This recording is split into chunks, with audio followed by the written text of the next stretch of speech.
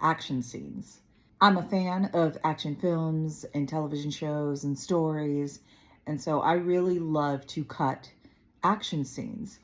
And action scenes are complicated for, different reasons than maybe just a dialogue scene. You usually have a lot of coverage. You could have stunt work, there's fight choreography, and there could be dialogue and story beats in there as well.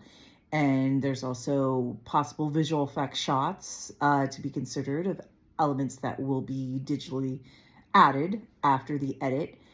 And so action scenes are just this great, complicated, to me, fun puzzle to edit. And they do have their challenges though. So I've edited several action scenes in my career, and I love telling the story of one I edited for a show where there were multiple fights going on between the villains and several main characters. There wasn't just one star of the show. And so we had all this simultaneous action going on, as well as story beats. It was very martial arts style fighting with weapons. Some of these weapons were visual effects shots. And that's my cat. Hi, Kira. You want to talk about action scenes? So when the director shot this footage, I got a call from him and very excited, really happy with what they got, but did warn me, hey, I didn't really follow the script. I, added a bunch of stuff, and you kind of just got to figure out, how it could work together. And, this scene had 5 different fights with 5 main characters against 5 different villains, all happening at the same time. Sometimes, multiple characters were in each other's coverage. I had to be careful about that. And, there's some story beats I had to hit. And there was a lot of footage. And also they shot additional footage of the villains fighting other people, other characters that weren't our main cast. And they weren't scripted. So when I got that footage, I was like, what is this? I wasn't really told this was happening. So I called the director and I asked, hey, did you have a specific spot in mind for all of this extra footage that wasn't scripted that you shot with the villains?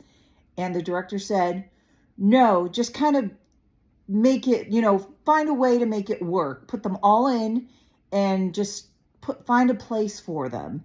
So I said, okay. So I was given a whole bunch of footage that did not have a script to follow, complicated fight choreography with weaponry, and additional footage of fights that weren't scripted at all. And I just had to find a place for them in the midst of this very, very chaotic and long scene. So that's where my documentary editing experience came into play. With documentaries, you're not necessarily getting a script. You find the story after it's been shot. Like, they have some goals and story points they may want to hit after they've done research. But really, they're going to shoot a bunch of footage, and then you kind of find the story and you hone it. And that's kind of documentary storytelling. And so I was like, okay. I told them, I'm like, you guys, this is a lot you're asking in the time that was originally allotted for this scene. So I'm going to need a couple extra days. So just so I could figure it out. And everyone understood, and they're like, totally fine. Take them. We know we handed you a lot. There were about 5 different fights. And the way I started was like, okay, I'm going to break this down. I'm going to figure out where all the footage for every specific fight is. I'll kind of group that together, and I'll cut all the individual fights first. I'm not going to worry about anything else in the scene. Just, I'm going to stay with the character, cut their full fight.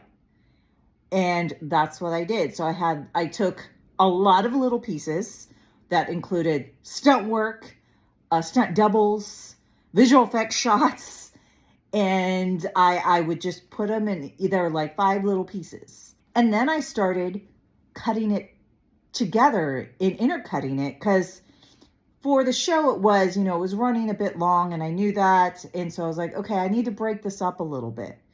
And so I would really played with it to cut back and forth to feel like, okay, if we're on this character too long, we're gonna be like, well, what's happening with everyone else? And it really was a balancing act. And as far as the extra footage that was shot with the villains, I found a place for them. A lot of them were shot as oneers, so I just kind of put them in there. I cut it long. I was like, this is your sculpture, and then we're going to chisel it down, but I want you to see what you have. And the director was really happy with what I did, but the director also understood that it was a lot, and they're like, okay, this is great. I love what you did with it. And I'm just going to let the showrunners, because it was a television show and the showrunners get to give notes after the director. They're like, I'm going to let them like narrow this down. Like, I'm really happy with everything you put together of what I shot. So I want them to see everything. And the showrunners looked at it and they actually thanked me. They're like, okay, we know it was a lot that was given to you, and you gave us, we like could not wrap our brains around all the footage that was shot, but now seeing this long version that obviously needs to be cut down, we can really, like, now we know where to start. And so it gave them a starting place of like seeing the scene, seeing what was there, and kind of being able to wrap their heads around, okay, what story are we telling? How long do we actually want this to be? When do we feel like it's like too much fights and it just ends up feeling like choreography as opposed to like being very story driven? And so it really helped them that I was just like, here's everything. And we know it's long, it needs to be cut down. And they're like, no, this is great, because now we could start working with this. And they didn't really like the intercutting, which was fine, because I intercut it because I knew it was long. And so I was trying to keep the pacing up and, not forget any characters. And so at one point I did mention, I was like, I do have all these individual fights cut, like with each individual character. That's what I started with before I started intercutting. I won't have any sound effects though, or sound design, because the assistant editor didn't sound design those initial assemblies. She sound designed just the cut itself. And they're like, totally fine, we get it. And can we see those? And I think they were just trying to wrap their head around, okay, what are the most important parts with each character?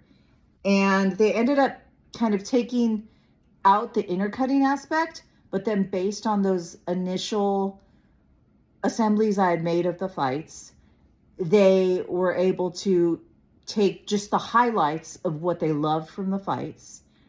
And then they had me just kind of cut them together, not so much with intercutting, but, going from one character and then going back to the character later. It was more about like, okay, here's this character's moment. Now we're going to move on to the next character's moment, the next character's moment. And because it was now, they were shortening it just at that stage, the intercutting wasn't really as necessary to help keep the pacing going and the story going. And, it was great for collaboration. And, just me, everyone was overwhelmed by how much was shot and the complexity of this action scene. And I was like, okay, I'm going back to my roots. I started my first 10 years as an editor cutting documentaries. I'm like, I'm going to pull from that experience where I'm just given a bunch of footage, seeing what I have, and just finding the story within, and, just taking the time to really sift through and mold it and help kind of create it when I didn't really have a script to work from, which usually if you would have a script to work from in scripted, unless something's completely improv. But, so this was just, that was my method of not being overwhelmed by the footage. And it worked really well in the way I used my method by just having the initial cuts of the initial fights. Also helped the showrunners find what they wanted from the cut and finesse it to what they wanted it to be.